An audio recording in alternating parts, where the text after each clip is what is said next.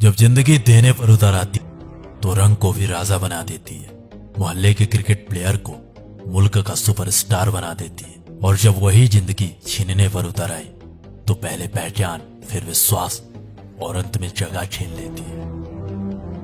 यह कहानी है क्रिकेट के किंग कोहली की। एक वक्त था जब उस बंदे का क्रिकेट में राज था। क्रिकेट की गलियों में बॉलर्स उसके नाम से खौफ खाते थे। फिर वक्त बदला, हालात बदले, परफॉर्मेंस बदली, लोग बदले और बदल गए बयान। वही लोग खुलकर उसे गाली देने लगते हैं जो उसे खुलकर सपोर्ट किया करते थे। वही लोग उसके बारे में अनवांटेड कमेंट करते हैं जो उसके तारीफों के पुल बांध दिया करते थे। पिछले 2.5 साल उसको बहुत कुछ सिखा गए।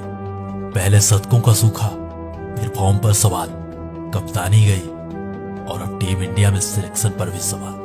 कोई मीडिया में ट्रोल कर रहा था तो कोई कमेंट बॉक्स पर कमेंट कर रहा था। क्या विराट कोहली इस प्लेइंग 11 का हिस्सा बन पाएंगे? क्या विराट कोहली T20 के प्लेइंग 11 से बाहर बिठाए जा सकते हैं? देखिए, अब तो बैठाए जा सकते हैं। कोई बूढ़ा विराट कह रहा था तो कोई बेकार का प्लेयर बता रहा था। कोई खुलेआम नसनिया कह रहा था। विराट कोहली का डांस देखें, छमिया नाच रही हैं वहां। तो कोई उसके एग्रेशन, उसके एटीट्यूड को फेक बता रहा था। अब उसके फैंस भी हार मान चुके थे। क्रिटिसिज्म की हदें पार हो चुकी थी। उसके सपोर्टर्स भी अब उसका मजाक बना रहे थे। उस पर मीम बन रहे थे और उन्हीं मीम्स पर ये दुनिया हंस रही थी। कोई सजेशन पर सजेशन दे रहा था तो कोई उसके सिलेक्शन पर भी सवाल उठा रहा था। यानी उसके खिलाफ उसका सब कुछ था।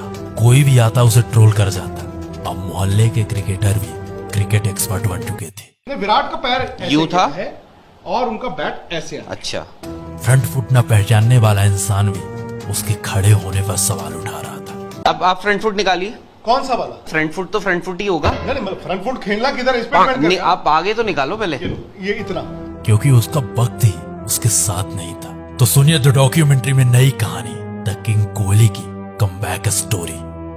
बिल्कुल हमारे नए अंदाज, नए आवाज में। तो चलिए शुरू से शुरू करते हैं। साल था 2019 और जगह थी कोलकाता ईडन गार्डन। तो यही वो आखिरी जगह थी जहां किंग कोहली ने अपना पल्ला लहराया था। यही वो आखिरी जगह थी जहां किंग कोहली का आखिरी शतक आया था। इसके बाद 2.5 साल बीत जाते हैं किंग कोहली को अपना 71वां शतक बनाने में। कोरोना आया, वैक्सीन आई, लेकिन कोहली का शतक नहीं आया। 2 IPL हो गए, कोहली से कुछ खास परफॉर्मेंस नहीं। फिर वर्ल्ड कप हुआ। वर्ल्ड कप में टीम इंडिया ग्रुप स्टेज से बाहर। कप्तानी का प्रेशर, T20 से खुद छोड़ी और वनडे से कप्तानी छीन गई। BCCI विराट दोनों में सवाल जवाब हुई। अब पूरी दुनिया के सामने BCCI वर्सेस विराट कोहली चल रहा था। विराट अपनी जिद में थे और BCCI अपने जुनून में। पहले BCCI से कम्युनिकेट किया। सबसे पहले मैंने BCCI को अप्रोच किया तो उसको बहुत एक अच्छे तरीके से रिसीव किया गया। उसमें कोई ऑफेंस नहीं थी, उसमें कोई हेजिटेशन नहीं थी। उसमें मुझे ये नहीं कहा गया था कि आप T20 कैप्टनसी ना छोड़िए, बल्कि उसको बहुत अच्छे से रिसीव किया गया कि बहुत एक प्रोग्रेसिव स्टेप है। और साल के शुरुआत में टेस्ट कप्तानी से भी इस्तीफा। अब सब कुछ दुनिया के सामने था। पूरी दुनिया में BCCI वर्सेस विराट चल रहा था और इन दोनों के बीच की दरार का मजा पूरी दुनिया उठा रही थी। आज हम आपको क्रिकेट की राजनीति के बारे में बताएंगे। आपको लगता होगा कि क्रिकेट सिर्फ एक खेल ही तो है, लेकिन इस खेल में भी राजनीति का खेल चलता है।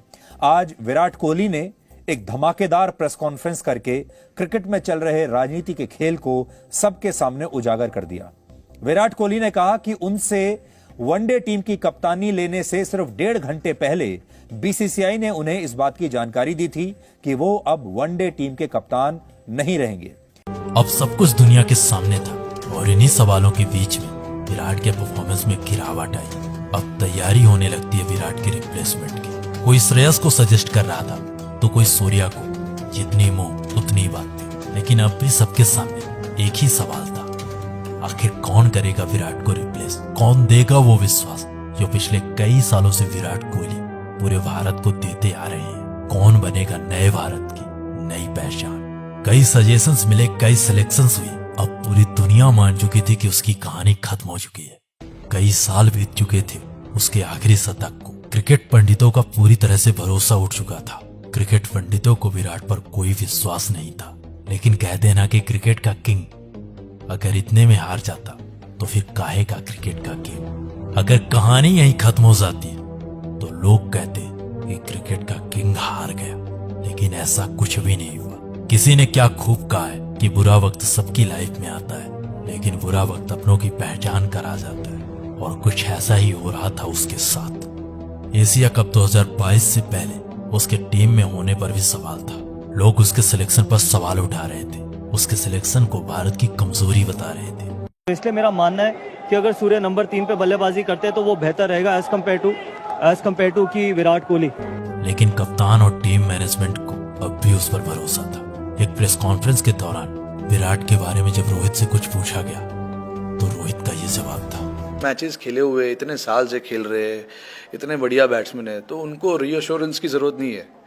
आई थिंक मैंने लास्ट प्रेस कॉन्फ्रेंस में भी यही बोला था, फॉर्म तो ऐसे जो प्लेयर जो इतना साल खेले हुए है और इतना रन बनाया है, इतने मैचेस जीता है, उनको 1 या 2 इनिंग की ज़रूरत रहती है, बस ये मेरा मानना है। आई एम श्योर सबका मानना भी यही होगा जो भी क्रिकेट देखते।